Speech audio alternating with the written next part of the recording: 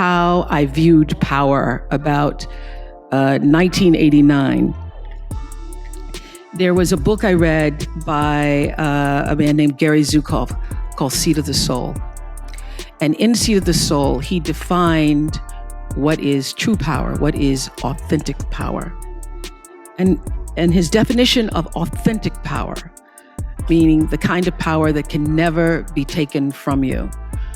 Not your looks, not your fame, not your money, not your square footage, but authentic power is when the personality, your personality, comes to serve the energy of your soul. When you are able to align who you are, who you've become in the world, with really what you've come to do in the world, when your personality serves the soul. So I thought a lot about that. That book was actually life-changing for me. And I was building a home in Santa Barbara. And as anybody who's ever built a bathroom or a home or anything, nothing ever happens on time. And it was 2002 and we're supposed to be finished and it wasn't finished. And I was like, I can't wait to get in my house and I'm finally going to have a great Christmas and I'm going to do the kind of Christmas that I dreamed of from the Courier and Ives, cards. So I'm going to have the wreaths on the door, but I didn't have a floor. So it's a little difficult to do that. So I started to think, if I can't do that Christmas, well, what am I going to do for Christmas? My house isn't even ready, and what can I do? So I started, as I was walking around through the trees, sitting under that tree, because my favorite time is to be alone with my thoughts. And as I was alone with my thoughts, I was thinking, what would be the next best possible Christmas for myself? And I thought of the best Christmas I ever had. The best Christmas I ever had was when I was 12 years old. My mother was on welfare.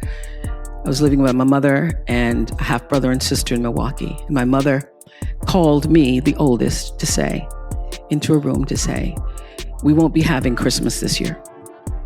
I said, we won't be having Christmas. What about Santa Claus? There is no Santa Claus. I had already figured that out, but okay. I was embarrassed and I was ashamed because for the first time, I had to face the reality that, what I've been suspecting, that we're not like the other kids, that we really are poor, is true. So we're not going to have Christmas and there is no Santa Claus. My first thought after being embarrassed and ashamed was, what will my story be? What am I going to tell everybody when we go back to school and they're showing their toys and I don't have anything to talk about? What am I going to do? I'm not going to go outside tomorrow when everybody's out in the yards, in their yards, showing the toys they got for Christmas. I'm going to stay inside. Am I going to pretend I'm sick? What is my story going to be?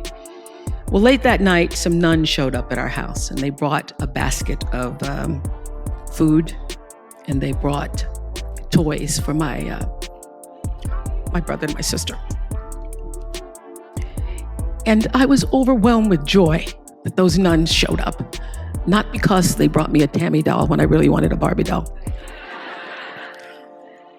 I was overwhelmed because somebody remembered that we existed and somebody cared enough in the middle of the night to come to our house with food and toys. And also I would now have a story. So as I was contemplating, that was the best Christmas I ever had, I thought, how could I make that possible for somebody else? What could I do to create the same kind of experience for other children? So I took 50 members of my team at Harpo, Harriet, one of them, Sherry, the table, and hired another 50 people in South Africa. And we went to South Africa with the idea of creating something that we ended up doing a documentary about called Christmas Kindness. Christmas Kindness, using my personality to serve the energy of my soul. So we went from village to village, offering toys and clothes, food, soccer balls to children who'd never experienced Christmas before.